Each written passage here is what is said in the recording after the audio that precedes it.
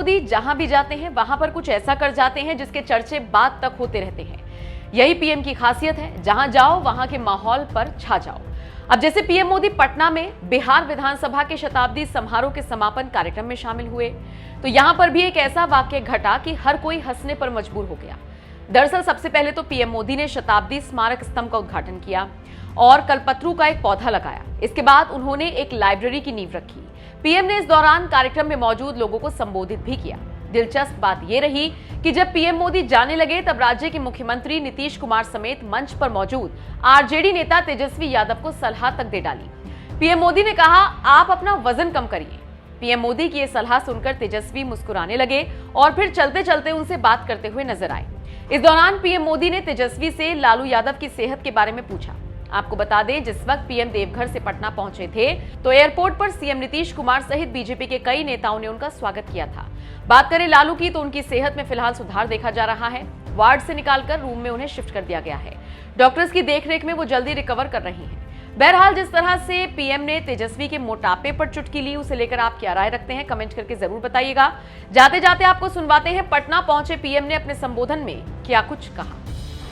साथियों, इस भवन के इतिहास से बिहार की वो चेतना जुड़ी है जिसने गुलामी के कालखंड में भी अपने जनतांत्रिक मूल्यों को समाप्त नहीं होने दिया।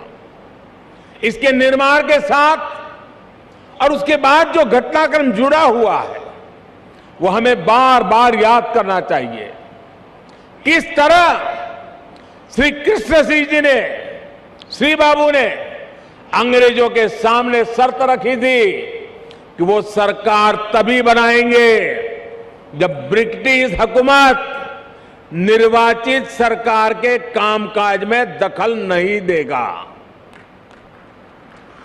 कैसे द्वितीय विश्व युद्ध में भारत की सहमति के बिना देश को झोंकने के खिलाफ श्री बाबू जी ने, सरकार ने इस्तीफा दे दिया था।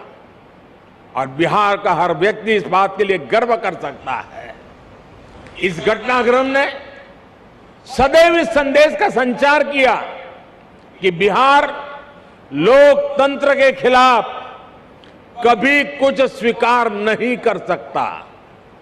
और भाई और बहनों, हम सभी ने देखा है कि कैसे आजादी के बाद भी बिहार अपनी लोकतांत्रिक निष्ठा को लेकर उतना ही अडिग, उतना ही प्रतिबद्ध रहा।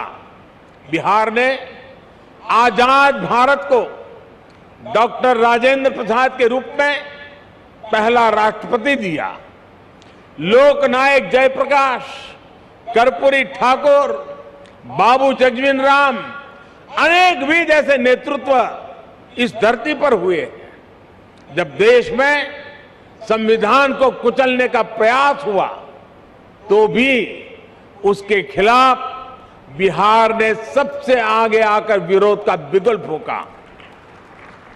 आपातकाल के उस स्याही दौर में बिहार की धरती ने दिखा दिया कि भारत में लोकतंत्र को दबाने की कोशिशें कभी भी कामयाब नहीं हो सकती। और इसलिए मैं मानता हूं कि बिहार जितना समृद्ध होगा, भारत की लोकतांत्रिक शक्ति भी उतनी ही मजबूत होगी। बिहार जितना सशक्त होगा, भारत भी उतना ही सामर्थ्यवान होगा।